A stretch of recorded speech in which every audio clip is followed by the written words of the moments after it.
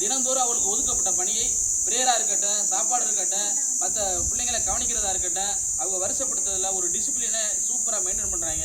அதுக்கு காரணம் இந்த ஜூனியர் ரெட் கிராஸ்.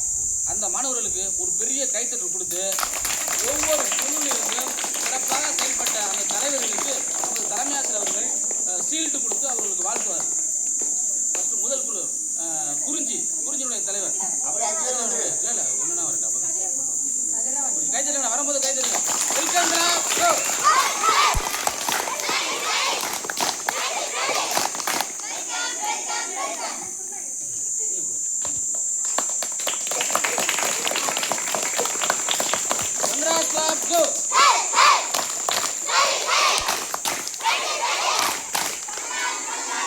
அடுத்து முல்லைக்குழு தலைவன் வருமாறு கேட்டுக்கொள்கிறேன். வெல்கம் கிளாப் கோ.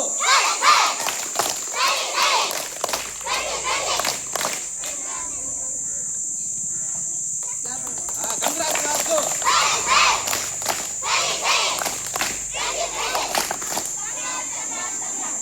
நெய்தல் குழு தலைவி வாமா.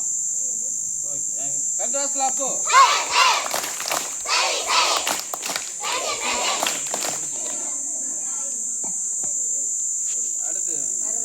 மருதங்குழு தலைவருடைய கங்க்ராட்ஸ் கிளாப் கோ.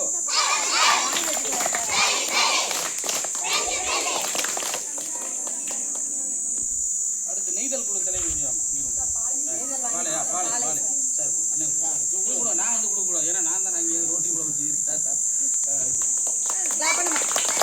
கங்க்ராட்ஸ் கிளாப் கோ.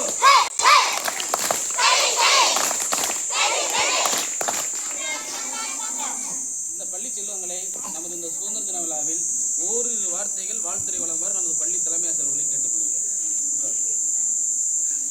இவ்விழாவினுடைய